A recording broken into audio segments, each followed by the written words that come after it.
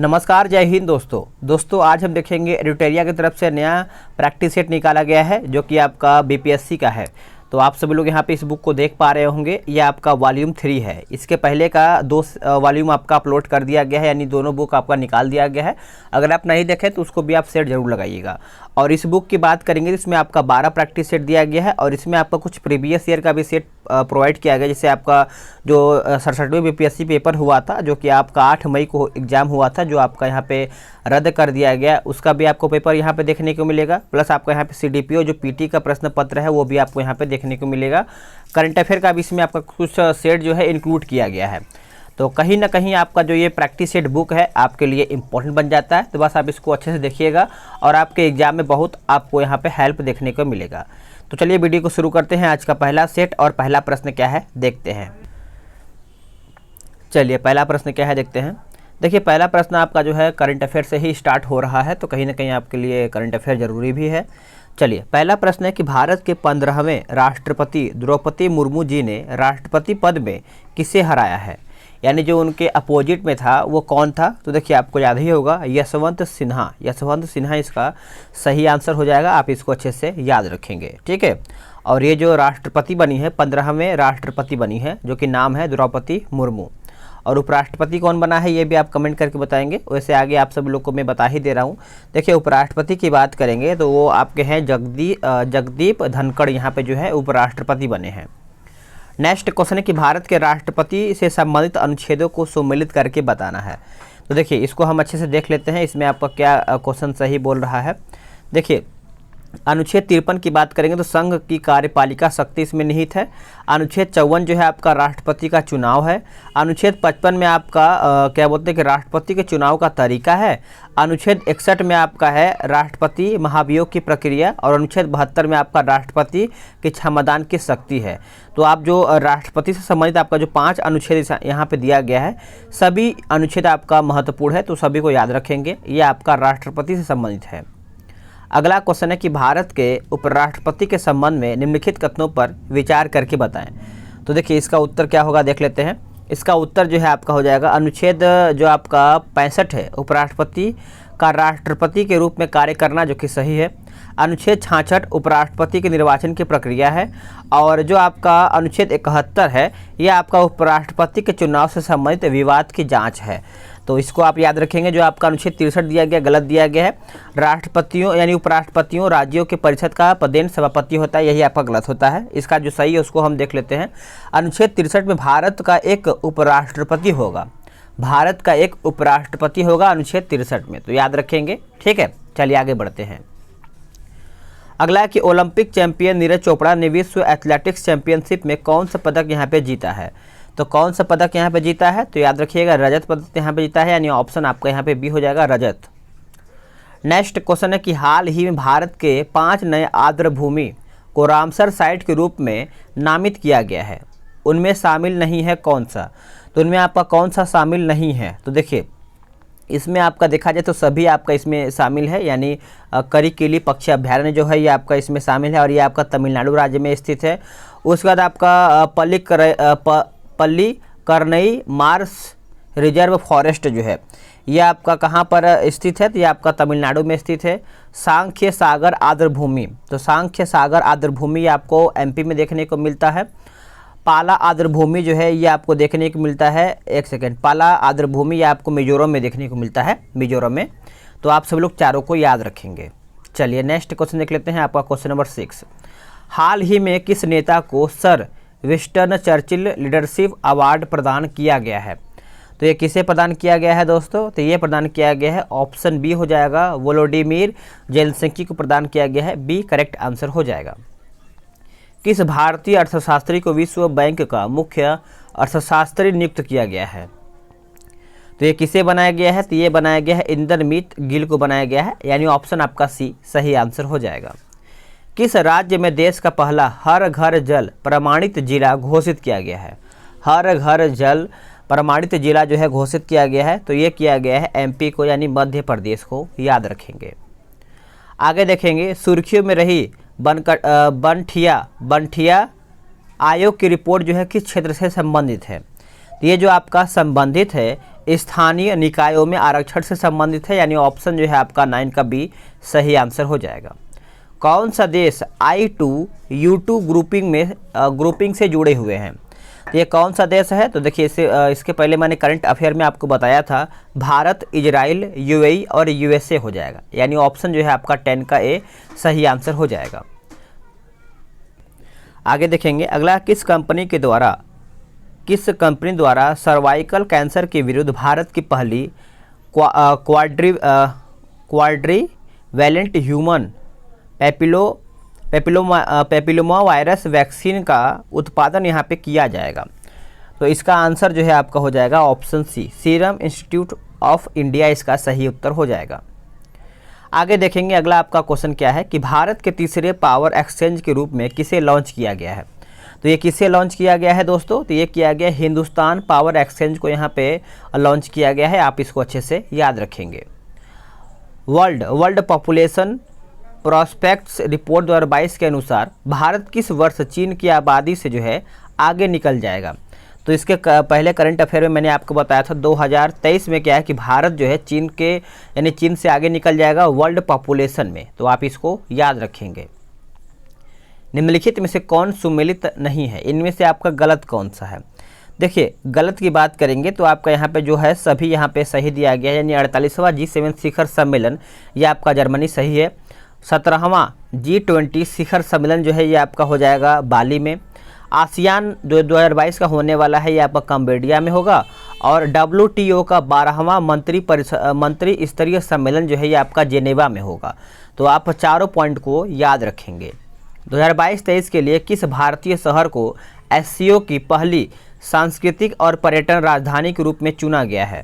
तो ये किसे चुना गया है? तो ये चुना गया है वाराणसी को, यानी ऑप्शन आपका बी सही आंसर हो जाएगा। जेरूसलम डिक्लेरेंस इजराइल और किस देश के बीच एक रणनीतिक समझौता हुआ है या फिर रणनीतिक समझौता है? तो ये आपका हो जाएगा ऑप्शन बी USA, याद रखेंगे USA। विमंडलन 2022 के महिला और पुरुष एकल का खिताब जो है विजेता कौन है? पुरुष और महिला एकल खिताब के विजेता कौन रहे हैं? तो देखिए ये हैं आपके एलेना रायबकीना हो जाएगा और नोवाक जोकोविच हो जाएंगे, यानी ऑप्शन आपका 17 का ए सही हो जाएगा। हाल ही में सुर्खियों में रहा सिंगलीला नेशनल पार्क जो है किस राज्य में स्थित है? तो ये कौन से राज्य में स्थित है? तो ये आपका हो जाएगा ऑप्शन ए पश्चिम बंगाल। नाम याद रखेंगे सिंगलीला नेशनल पार्क। आगे देखेंगे वैश्विक जैव विविधता सम्मेलन 2022 का जो आयोजन है किस या फिर जो आयोजन किया जाएगा कहाँ पर किया जाएगा? तो ये किया जाएगा आपका बॉन में किया जाएगा। कहाँ पे? बॉन इसका उत्तर हो जाएगा ऑप्शन डी। आगे देखेंगे 20 नंबर 20 आपका क्वेश्चन क्या बोल रहा है कि हाल ही में राज्यसभा के लिए मनोनीत सदस्यों में शामिल नहीं है कौन? देखिए कौन आपका यहाँ पे शामिल नहीं है? तो देखिए इसमें आपका ऑप्शन डी हो जाएगा, सभी है आपके इसमें शामिल। PT उषा हो जाएंगे, वीरेंद्र हेगड़े हो जाएंगे, बी विजेंद्र प्रसाद और इलैया राजा हो जाएगा। तो चारों का आप सभी लोग नाम याद रखेंगे। हाल ही में घोषित doctor Rajendra Prasad memorial award का जो संबंध है किस क्षेत्र से है? तो ये कौन से क्षेत्र से संबंधित है? तो ये आपका हो जाएगा लोक प्रशासन से। क्या हो जाएगा? लोक प्रशासन। राष्ट्रीय खाद्य सुरक्षा अधिनियम के कार्यान्वयन के लिए रैंकिंग सूचकांक में कौन सा राज्य जो है शीर्ष पर है? तो रैंकिंग के मामले में शीर्ष पे आपका कौन सा है? तो ये आपका हो जाएगा ऑप्शन सी, ओडिशा राज्य जो है आपका रैंकिंग के मामले में पहले स्थान पर है। किस देश ने 2024 के बाद अंतर्राष्ट्रीय अंतरिक्ष स्टेशन छोड़ने की घोषणा किया है? तो ये आपका हो जाएगा ऑप्शन ए, रूस इसका जो है सही उत्तर हो जाएगा। दोस्तों याद रखेंगे। भारत को किस वर्ष ICC महिला क्रिकेट विश्व कप के मेजबान के रूप में चुना जाएगा या फिर चुना गया है? तो इसका देखिए करेक्ट आंसर की बात करेंगे तो ये आपका हो जाएगा ऑप्शन बी 2025 इसका सही उत्तर हो जाएगा, आप इसको याद रखेंगे। और वही हम बात करेंगे कि जो आपका 2026 में ICC महिला T20 विश्व कप होने वाला है, यह आपका इंग्लैंड में होगा। और महिला T20 चैंपियन ट्रॉफी जो आपका 27 में होने वाला है, यह आपका श्रीलंका में होगा। तो आप इस पॉइंट को याद रखेंगे। हाल ही में किस राज्य पुलिस ने EFIR प्रणाली जो है शुरू किया है? तो ये जो आपका शुरुआत किया है गुजरात राज्य ने शुरुआत किया है, यानी ऑप्शन आपका जो सी है इसका उत्तर हो जाएगा। हाल ही में किस पनडुब्बी को भारतीय नौसेना से सेवा मुक्त किया गया है? तो यह किया गया है INS सिंधु ध्वज को किया गया है। नेक्स्ट क्वेश्चन है कि denial of safe haven initiative और workshop on anti corruption and economic development किस संस्था से संबंधित है? ये कौन से संस्था से संबंधित है? तो ये आपका हो जाएगा ऑप्शन डी, ब्रिक्स से। किससे? ब्रिक्स। आगे देखेंगे संस्कृति मंत्रालय ने किस शहर में धमक्का दिवस 2022 समारोह आयोजित की है? तो ये जो आपका किया गया है सारनाथ में किया गया है, यानी वाराणसी के सारनाथ, ऑप्शन सी। आगे देखेंगे अगला आपका क्वेश्चन क्या बोला कि state of food security and nutrition in the world 2022 report किस संगठन के द्वारा जारी की गई है?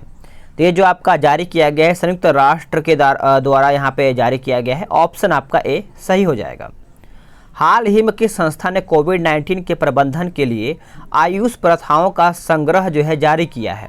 तो आयुष प्रथाओं का, तो ये आपका हो जाएगा ऑप्शन ए, नीति आयोग के द्वारा ये जारी किया गया है। आप इसको याद रखेंगे। फ्यूज का सिद्धांत जो है संबंधित है किससे? देखिए जो आपका फ्यूज का सिद्धांत है ये आपका विद्युत के ऊष्मीय प्रभाव से संबंधित है। ऑप्शन आपका ए सही आंसर हो जाएगा। उपरोक्त युग्मों में से कौन सुमेलित सही है? तो देखिए एक तरफ आपका युक्तियां दिया गया है और दूसरी तरफ आपका ऊर्जा रूपांतरण दिया गया है। तो 32 की अगर हम बात करेंगे तो आपका यहाँ पे जो है सभी यहाँ पे सही दिया गया है। देखिए इलेक्ट्रिकल जनरेटर की बात करेंगे तो ये आपका किस में हो जाएगा? देखिए इलेक्ट्रिकल जनरेटर करिए आपका हो जाएगा यांत्रिक ऊर्जा को विद्युत ऊर्जा में, यांत्रिक ऊर्जा को यानी यांत्रिक ऊर्जा से आपका, एक सेकेंड, देखिए इलेक्ट्रिक जनरेटर जो है आपका हो जाएगा यांत्रिक से विद्युत, और इलेक्ट्रिकल जो मोटर है आपका विद्युत ऊर्जा को यांत्रिक ऊर्जा, यानी क्या बोलते हैं विद्युत से यांत्रिक हो जाएगा। और डीजल इंजन जो है ये आपको हो जाएगा रासायनिक ऊर्जा को या फिर रासायनिक ऊर्जा से यांत्रिक ऊर्जा। और सोलर सेल आपको याद ही होगा जो कि आपका प्रकाश से विद्युत हो जाएगा। तो आप इसको अच्छे से याद रखेंगे। नेक्स्ट क्वेश्चन है कि यदि एक गोलीय दर्पण को किसी द्रव में डुबाया जाए या फिर डुबाया जाता है तो उसकी फोकस दूरी पे क्या असर पड़ेगा? देखिए उसके फोकस दूरी पे जो है असर अपरिवर्तित रहती है, यानी ऑप्शन आपका जो सी है यही आपका उत्तर हो जाएगा। प्रकाश तरंगों के एक माध्यम से दूसरे माध्यम में जाने पर जो चर प्रभावित होते हैं वह कौन से हैं? तो वे आपके हो जाएगा वेग और तरंग दैर्ध्य। वेग और तरंग दैर्ध्य इसका आंसर हो जाएगा।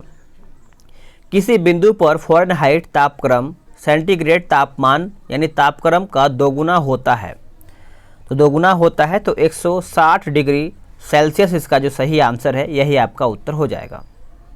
चलिए आगे देख लेते हैं। अगला आपका क्वेश्चन है 36 नंबर।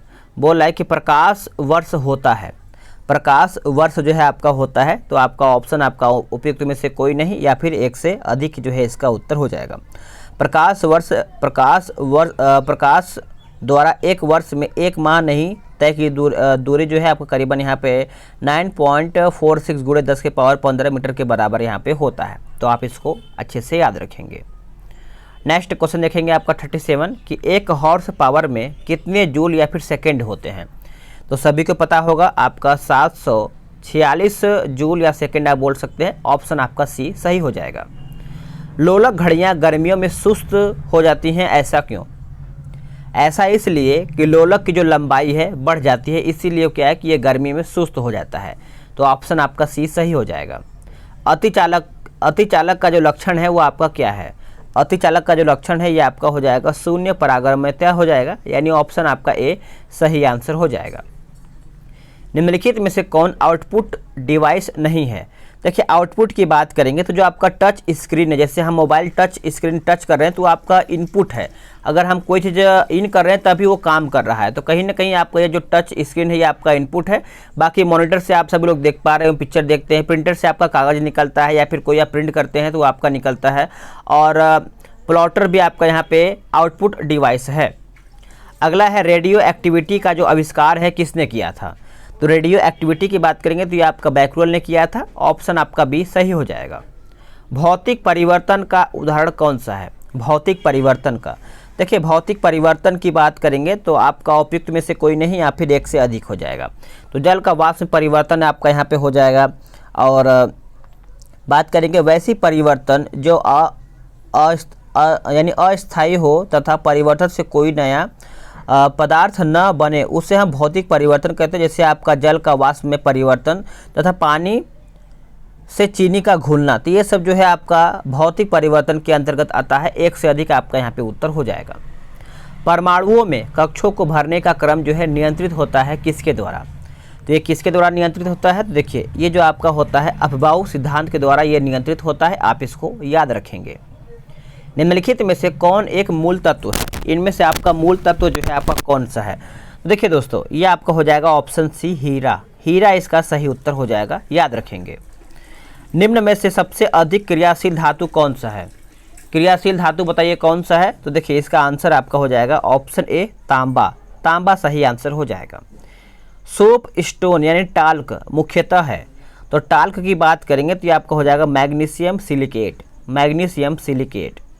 नेक्स्ट क्वेश्चन देखेंगे, अगला प्रश्न है निम्नलिखित में से कौन सा जोड़ा तांबे के मिश्र धातुओं का नहीं है, तो नहीं है तो देखिए ये आपका हो जाएगा रोज मेटल एवं टाइप मेटल, ऑप्शन जो है आपका डी सही उत्तर हो जाएगा। अगला है कि एक विलयन लाल लिटमस को नीला कर देता है, विलयन का पीएच कितना है, देखिए विलयन का जो पीएच है आपका ऑप्शन की अगर हम बात करेंगे तो आपका ऑप्शन ई हो जाएगा, यानी आपका देखिए विलयन जो लाल लिटमस को नीला कर देता है वो क्षारीय होता है, और क्षारीय विलयन का जो पीएच मान होता है वो आपका 7 से अधिक होता है, तो आपका 7 से अधिक ऑप्शन में कोई नहीं है, तो आपका इनमें से कोई नहीं हो जाएगा, ठीक है। अगला कि बैंकिंग सोडा है, बैंकिंग सोडा है, तो इसका उत्तर आपका हो जाएगा सोडियम हाइड्रोजन कार्बोनेट हो जाएगा, यानी ऑप्शन आपका ए सही आंसर हो जाएगा। आगे देखेंगे निम्नलिखित कथनों पर विचार करके बताइए और इसमें से आपका सही कथन कौन सा है, तो सही कथन की बात करेंगे तो इसमें आपका देखिए टेफ्लॉन तथा डेक्रोन बहुलक है जो कि सही है, नियोप्रीन संश्लेषित रबर है ये भी सही है, और पॉलीथीन पॉलीएथिलीन का बहुलक है, तो आपका उत्तर जो है 1 और 2 1 2 3 सही हो जाएगा। मार्फिन किससे प्राप्त होता है, देखिए मार्फिन सभी को पता है ये आपका फल से प्राप्त होता है, ऑप्शन सी सही आंसर हो जाएगा। हमारे तंत्र में अधिकतम एटीपी अणुओं को उत्पन्न करने वाला पद कौन सा है, तो इसका सही आंसर आपका हो जाएगा क्रेब्स चक्र, क्रेब्स चक्र इसका सही उत्तर हो जाएगा। नेक्स्ट क्वेश्चन देखेंगे, अगला प्रश्न है 53 नंबर, बोल रहा है कि पादप कोशिका का जंतु कोशिका से भिन्नता का कारण होता है, कोशिका से भिन्नता का कारण होता है, तो ये आपका हो जाएगा कोशिका भित्ति की उपस्थिति, कोशिका भित्ति की उपस्थिति इसका सही आंसर हो जाएगा। चींटियों के अध्ययन को कहा जाता है क्या, यानी चींटियों के अध्ययन को हम क्या कहते हैं, तो उसको हम कहते हैं ऑप्शन ए यानी मर्मिकोलॉजी इसको कहते हैं, आप इसको याद रखेंगे। और वही हम बात करेंगे जो आपका यहाँ पे दिया गया है हर्पेटोलॉजी, तो ये आपका हो जाएगा उभयचरों एवं सरीसृपों का अध्ययन कहते हैं। और निमेटोलॉजी की बात करेंगे तो ये आपका गोल कृमि का अध्ययन कहते हैं। और निडोलॉजी की बात करेंगे तो ये आपका हो जाएगा पक्षियों के घोंसले का अध्ययन इसकी के द्वारा हम करते हैं, तो आप सब लोग चारों को याद रखेंगे। आगे देखेंगे अगला प्रश्न है, कौन सा अंग जो है वसा को तोड़ करके कोलेस्ट्रॉल बनाता है, तो कौन सा अंग है दोस्तों, तो देखिए ये आपका हो जाएगा यकृत हो जाएगा, यानी ऑप्शन आपका ए सही आंसर हो जाएगा। हथेली पर पाई जाने वाली हड्डी कौन सी है, जो हाथ पर हड्डी पाई जाती है यानी हथेली पर, तो ये आपका हो जाएगा ऑप्शन ए मेटाकार्पल, मेटाकार्पल इसका सही उत्तर हो जाएगा।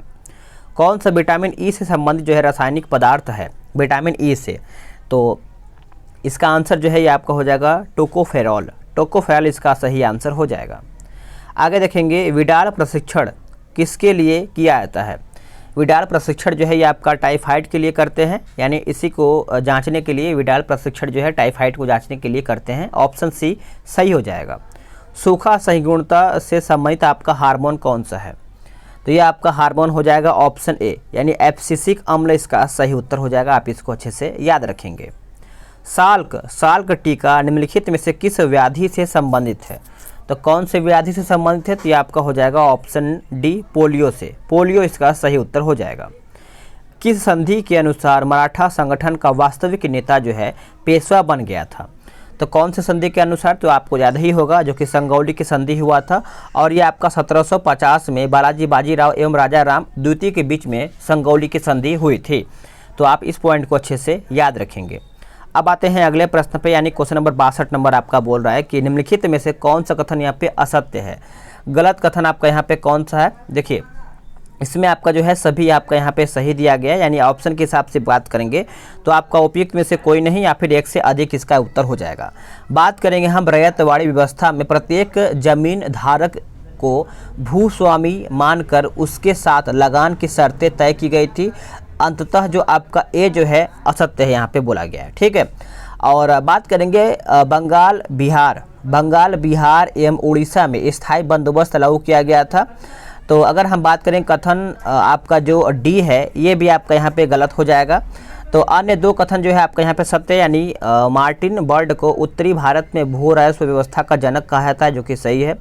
लॉर्ड कॉर्नवालिस ने 1790 ईस्वी से 10 वर्षीय लगान व्यवस्था यहाँ पे लागू किया था, तो ये भी आपका सही है। अगला प्रश्न है कि बोल रहा है कि कमियोटी प्रथा निम्नलिखित में से किस क्षेत्र से संबंधित है। तो ये किससे संबंधित है दोस्तों, तो ये आपका हो जाएगा बिहार और उड़ीसा से हो जाएगा, यानी उत्तर ए। अगला प्रश्न है कि असबाब ए बगावत ए हिंद नामक पुस्तक का जो संबंध है वो आपका किससे है। तो ये जो आपका संबंध है 1857 के विद्रोह से है, यानी ऑप्शन आपका सी सही आंसर हो जाएगा। आगे देखेंगे 14 जून 1947 को अखिल भारतीय कांग्रेस समिति की नई दिल्ली में हुई बैठक में भारत के विभाजन का प्रस्ताव जो है किसने प्रस्तुत किया था। तो देखिए भारत के विभाजन, तो ये आपका हो जाएगा गोविंद बल्लभ पंत, यानी ऑप्शन डी इसका सही आंसर हो जाएगा। निराश्रित महिलाओं के लिए मुक्ति सदन की स्थापना निम्नलिखित में से किसने किया था। तो ये किया गया था पंडिता रमाबाई के द्वारा, यानी ऑप्शन जो आपका डी है यही आपका सही हो जाएगा। प्रसिद्ध नाटक नील दर्पण का अंग्रेजी में अनुवाद जो है किसने किया था। अंग्रेजी में अनुवाद की बात करेंगे तो आपका मधुसूदन दत्ता के द्वारा ये किया गया था, याद रखेंगे सभी लोग। निम्नलिखित में से किसने स्वदेश बांधव समिति का गठन किया था। स्वदेश बांधव, तो ये जो आपका किया गया था अश्वनी कुमार दत्त के द्वारा किया गया था। किसके द्वारा, अश्वनी कुमार दत्त। किस वर्ष अंग्रेजों के समय भारत में प्रथम जनगणना संपन्न हुई थी। तो अंग्रेजों के समय भारत का प्रथम पूछ रहा है, तो ये आपका हो जाएगा 1872 में हुआ था। 1872 आप सब लोग याद रखेंगे। आगे देखेंगे 70 नंबर बोल रहा है कि निम्नलिखित में से किसने कहा था क्रांतिकारी आंदोलन तो सामाजिक सच्चाइयाँ हैं, इसके बिना समाज कभी प्रगति नहीं कर सकता है। तो इसका उत्तर जो है आपका 70 का ऑप्शन ए हो जाएगा, लाला लाजपत राय के द्वारा ये कहा गया था। अगला कि लंदन में ईस्ट इंडिया एसोसिएशन की स्थापना जो है किसने किया था।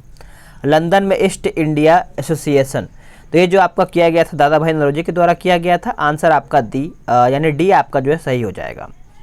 1906 में अखिल भारतीय मुस्लिम लीग की स्थापना निम्नलिखित में से किस स्थान पर हुई थी। तो कौन से स्थान पर हुआ था दोस्तों, देखिए ऑप्शन की बात करेंगे तो आपका ऑप्शन ई हो जाएगा। 30 दिसंबर 1906 को ब्रिटिश भारत के दौरान ढाका यानी वर्तमान में बांग्लादेश में मुस्लिम लीग की स्थापना हुआ था। तो ऑप्शन में आपका दिया नहीं है, तो आप याद रखेंगे। और ये किसने किया था, तो लीग में आगा खां एवं ख्वाजा सलीमुल्लाह खां इन्हीं के द्वारा किया है कि इसकी स्थापना हुआ था मुस्लिम लीग। और यह आपका 1906 में हुआ था, जो कि ढाका में हुआ था। तो ऑप्शन में आपका ढाका नहीं दिया है। अवध किसान सभा की स्थापना निम्नलिखित में से किसने किया था। तो अवध की बात करेंगे तो बाबा रामचंद्र के द्वारा किया गया था, याद रखेंगे सभी लोग। निम्नलिखित में से कौन सा युग्म सुमिलित नहीं है। एक तरफ आपका घटनाक्रम और एक तरफ आपका वर्ष दिया गया है। तो देखिए 74 की बात करेंगे तो उपरोक्त सभी घटनाक्रम का वर्ष के साथ मिलान यहाँ पे सही दिया गया है। मिलाते हैं इसको अच्छे से। देखिए पहला पॉइंट आपका है कि साइमन कमीशन की जो नियुक्ति है ये आपका 1927 में हुआ था, यानी ऑप्शन ए। और आपका जो बी है प्रिंस ऑफ वेल्स का भारत आगमन जो है आपका 1921 में हुआ था। तृतीय गोलमेज सम्मेलन जो है आपका 1932 में हुआ था। और असहयोग आंदोलन की जो शुरुआत है ये आपका 1920 में हुआ था। तो चारों को आप याद रखेंगे क्योंकि चारों इंपॉर्टेंट है। हिंदुस्तान स्टैंडर्ड समाचार पत्र के संस्थापक या फिर संपादक निम्नलिखित में से कौन थे। तो ये कौन थे, ये थे सच्चिदानंद सिन्हा थे, यानी ऑप्शन आपका जो सी है इसका सही उत्तर हो जाएगा। 1857 विद्रोह के संदर्भ में कौन सा युग्म सुमिलित नहीं है। एक तरफ आपका विद्रोह केंद्र और दूसरी तरफ आपका यहाँ पे नेता दिया गया है। देखिए आपका यहाँ पे कौन सा नहीं है, तो ये आपका हो जाएगा फैजाबाद के बख्त खां, यही आपका यहाँ पे गलत हो जाएगा। क्योंकि फैजाबाद विद्रोह का जो नेतृत्व किए थे ये आपके मौलवी अहमदुल्ला खां ने किए थे। तो आप इसको याद रखेंगे।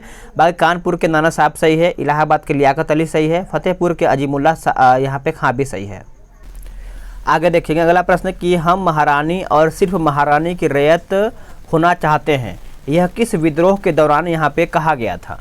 तो ये जो कहा गया था ये कहा गया था पाबना विद्रोह के दौरान। पाबना यानी ऑप्शन आपका जो सी है यही आपका सही आंसर हो जाएगा। आप याद रखेंगे सभी लोग। सभी क्वेश्चन मेरे दोस्तों इंपॉर्टेंट है, आप इसको अच्छे से देखेंगे। निम्नलिखित कथनों पर में से कौन सा कथन एक सही है? तो एक सही है तो ये आपका हो जाएगा ऑप्शन डी। वर्ष 1946 में प्रांतीय सभाओं द्वारा भारत की संविधान सभा चुनी गई थी। तो आंसर आपका यहाँ पे डी सही आंसर हो जाएगा। आप इसको अच्छे से याद रखेंगे। और आगे आपका क्वेश्चन क्या बोल रहा है, देखिए अगला आपका प्रश्न है कि देशी रियासतों से संबंधित All India State People's Congress यानी भारत प्रजामंडल का जो गठन है किस वर्ष में हुआ था?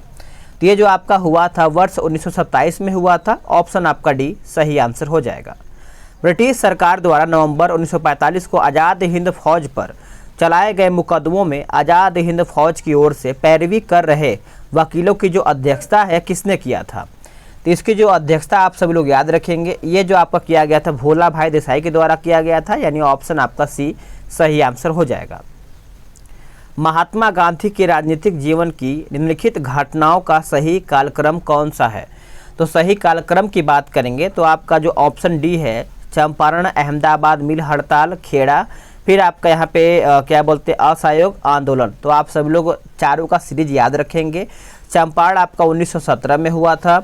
उसके बाद जो है आपका अहमदाबाद मिल जो आपका हुआ था ये आपका फरवरी 1918 में हुआ था, ठीक है। और जो आपका खेड़ा भी हुआ था ये भी आपका 18 में हुआ था, लेकिन ये आपका मार्च में हुआ था। मार्च 1918 में आपका हुआ था, याद रखेंगे। और असहयोग तो आपको पता ही होगा 1922 में हुआ था। चलिए नेक्स्ट क्वेश्चन देखेंगे।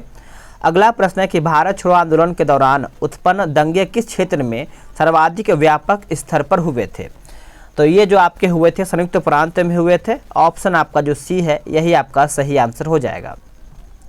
चंपारण आंदोलन के समय बिहार के लेफ्टिनेंट गवर्नर कौन थे? लेफ्टिनेंट गवर्नर जो थे ये आपके एडवर्ड अल्बर्ट गेट थे। ऑप्शन आपका बी सही आंसर हो जाएगा। 1942 के भारत छोड़ो आंदोलन के दौरान नेपाल के राजविलास के जंगलों में युवकों को आग्नेय शस्त्र चलाने का प्रशिक्षण किसके नेतृत्व में दिया जाता था? तो ये जो आपका दिया जाता था सरदार नित्यानंद के नेतृत्व में दिया जाता था, यानी ऑप्शन ए सही आंसर हो जाएगा। आगे देखेंगे अगला आपका प्रश्न है question number 85। Associate press of India यानी एपीआई का गठन जो है किस वर्ष में हुआ था?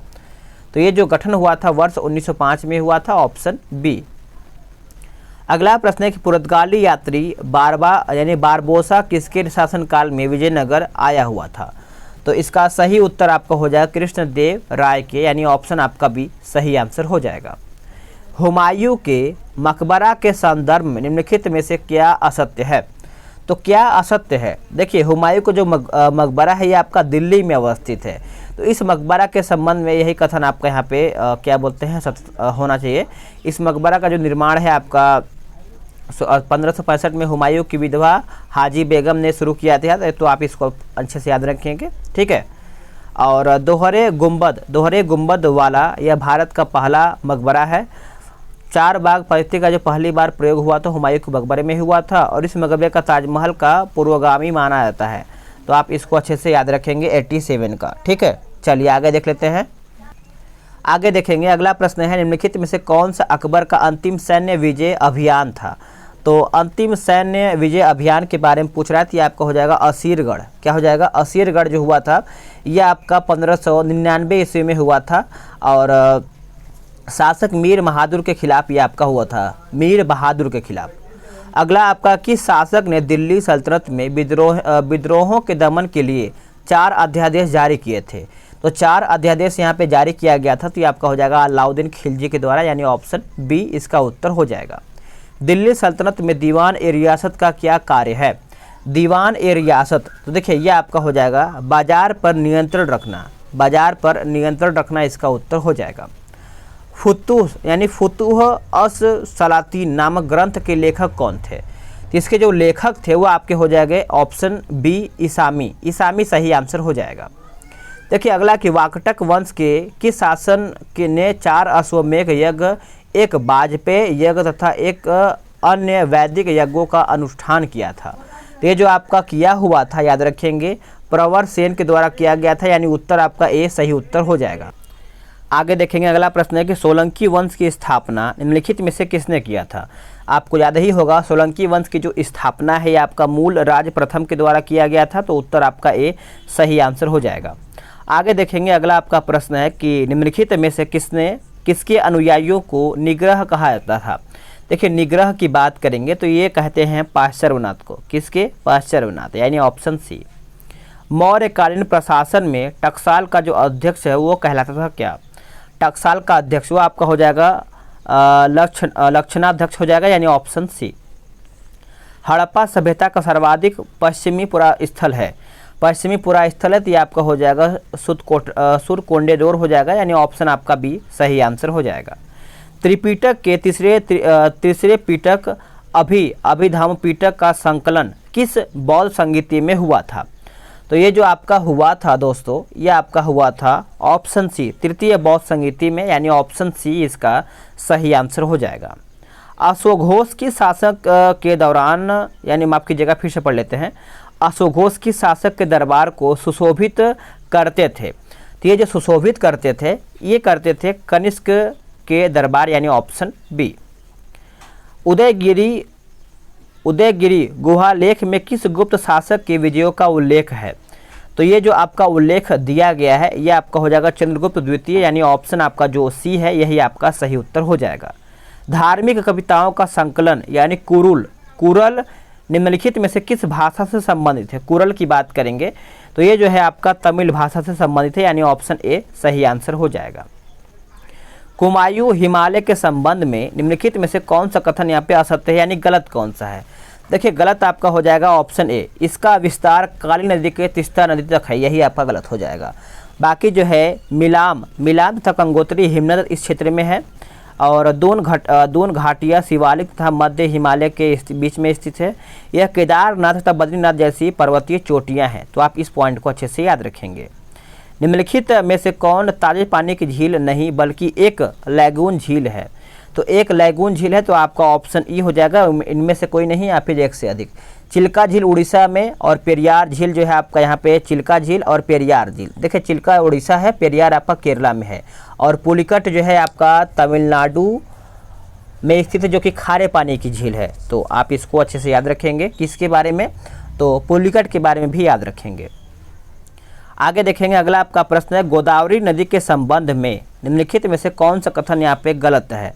तो गोदावरी की बात करेंगे तो देखिए, गोदावरी नदी का उद्गम जो है नासिक के निकट यानी त्रयंबकेश्वर पहाड़ी से होता है, जो कि सही है। इसकी प्रमुख सहायक नदियाँ जो है मंजीरा है, प्राणहिता, इंद्रावती, ये सब हैं। और प्राणहिता वर्धा पेनगंगा और वेनगंगा के संगम से मिलता है, ये भी आपका सही है। और ये आपका गलत हो जाएगा, यह केवल महाराष्ट्र, आंध्र प्रदेश, उड़ीसा से प्रभावित होती है, ये आपका गलत है। देखिए, जो आपका गोदावरी नदी है ये आपका महाराष्ट्र, तेलंगाना, छत्तीसगढ़, आंध्र प्रदेश से ये आपका प्रभावित होता है। अगला प्रश्न है कि भारत में पाई जाने वाली काली मिट्टी के संबंध में निम्नलिखित में से कौन सा कथन यहाँ पे सही नहीं है, यानी गलत कौन सा है? देखिए, इसमें आपका ऑप्शन ई हो जाएगा। काली मिट्टी को रेगुर अथवा कपासी मृदा भी कहा जाता है, और यह दक्कन के पठार के अधिकतम भाग पर पाई जाती है, तो आप इसको अच्छे से याद रखेंगे। और ये जो इसमें महाराष्ट्र के कुछ भाग, गुजरात, आंध्र प्रदेश तथा तमिलनाडु के कुछ भाग में शामिल हैं, तो आप इसको अच्छे से याद रखेंगे। और यह खट्टे फलों के लिए आपका उपयुक्त माना जाता है। निम्नलिखित बांध और उनसे संबंधित राज्यों को सम्मिलित करके बताना है, तो हम इसको भी अच्छे से देख लेते हैं। देखिए, जो आपका यहाँ पे चेरुथोनी बांध दिया गया ये आपका हो जाएगा केरल में। इंदिरा सागर बांध ये आपका हो जाएगा मध्य प्रदेश। कृष्णराज सागर बांध ये आपका हो जाएगा कर्नाटक, और मैटूर बांध आपका हो जाएगा तमिलनाडु, तो आप इसको अच्छे से याद रखेंगे। अगला है कि तातीपाका तेल शोधनशाला किस राज्य में स्थित है? तो ये आपका जो स्थित है आंध्र प्रदेश में स्थित है। कहाँ पे? आंध्र प्रदेश में।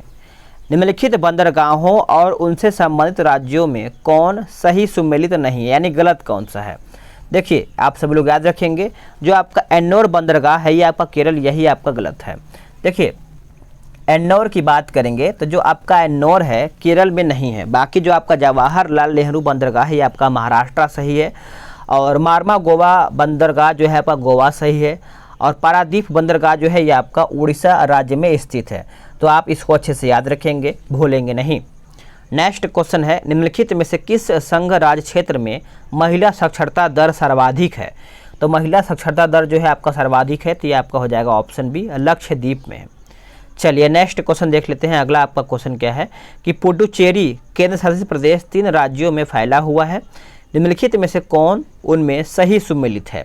तो सही सुमेलित की बात करेंगे तो आपका 1, 2, 3 सही है, यानी यनम आंध्र प्रदेश, कराईकल तमिलनाडु, माहे जो है आपका केरल सही है।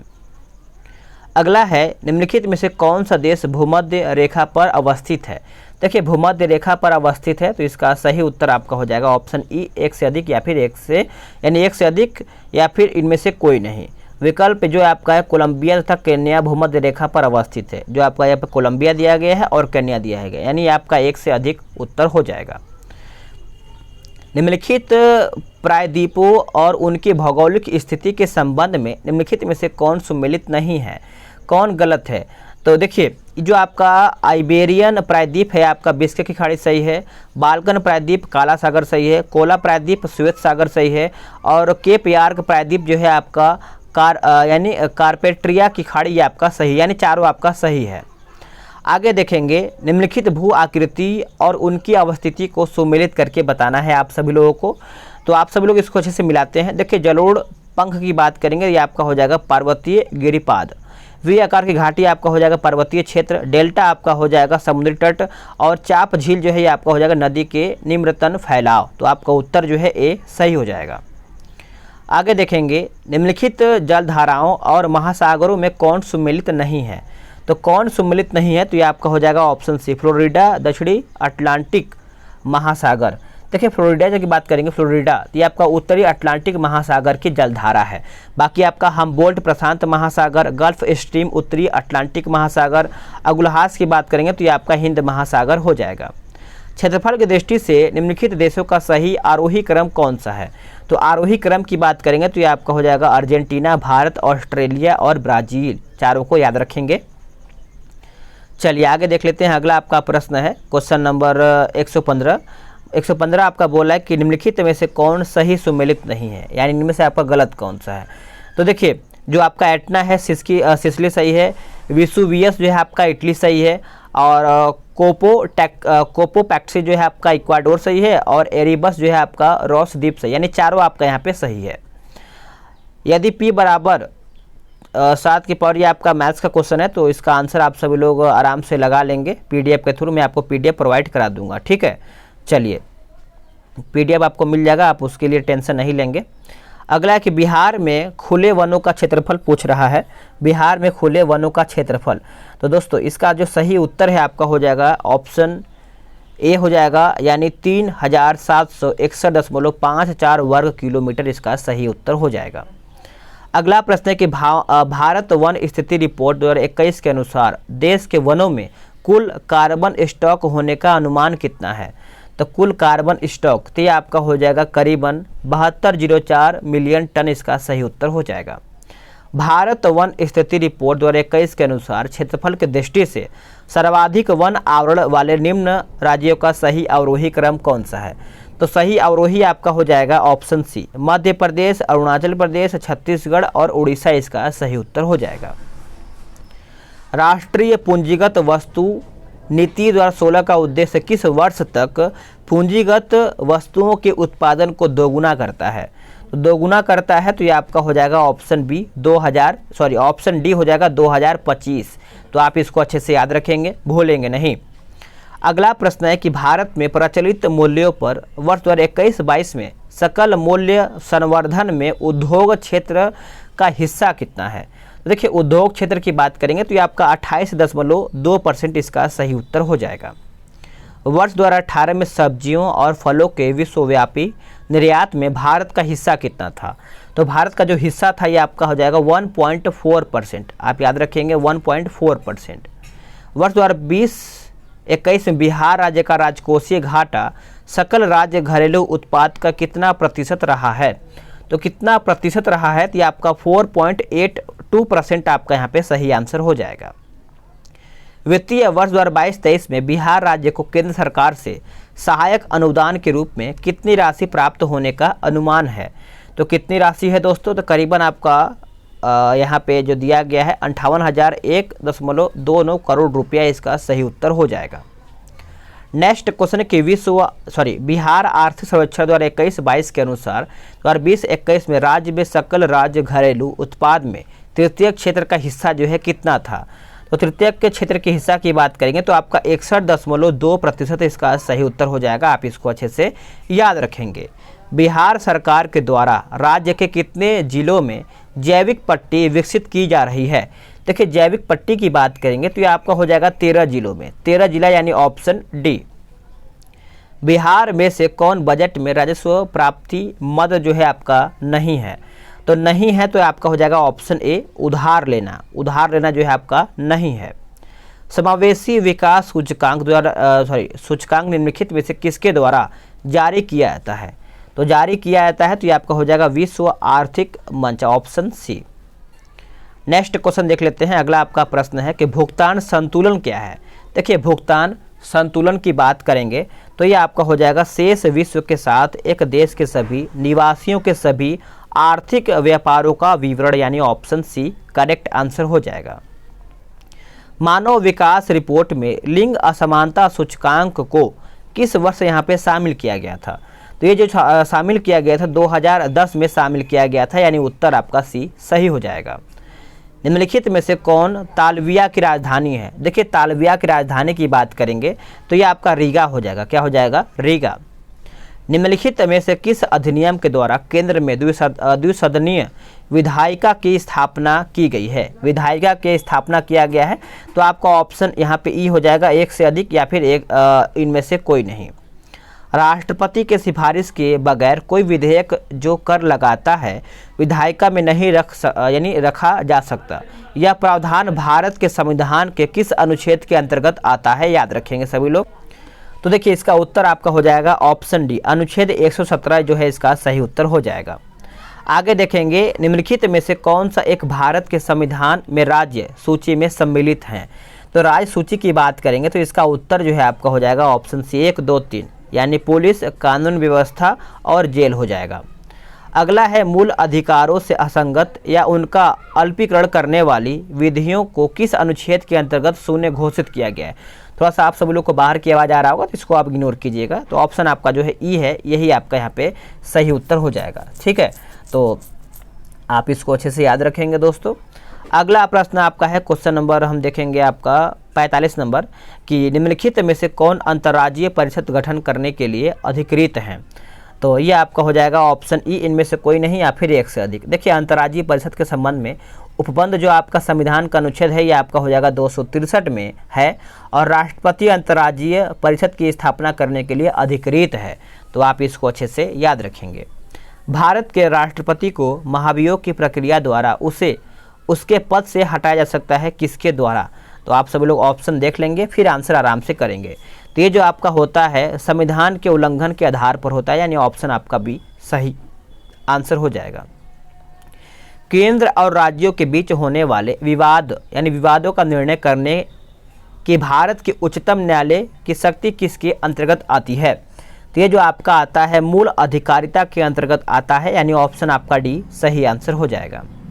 अगला प्रश्न है कि भारत के संविधान का कौन सा अनुच्छेद अपनी पसंद के व्यक्ति से विवाह करने की किसी व्यक्ति के अधिकार को संरक्षण देता है? तो यह आपका हो जाएगा अनुच्छेद 21। अनुच्छेद 21 इसका उत्तर हो जाएगा। निम्नलिखित में से कौन सी एक सबसे बड़ी संसदीय समिति है? देखिए सबसे बड़ी संसदीय समिति की बात करेंगे तो ये आपका हो जाएगा प्राक्कलन समिति, यानी ऑप्शन डी। इस सेट का आखिरी प्रश्न है 50 यानी 150 नंबर कि भारत में मताधिकार और निर्वाचित होने का अधिकार किसका है? यानी तो इसका उत्तर जो है आपका हो जाएगा ऑप्शन सी, संवैधानिक अधिकार है। तो फ्रेंड्स आप सब लोग का 150 क्वेश्चन समाप्त हो गया है।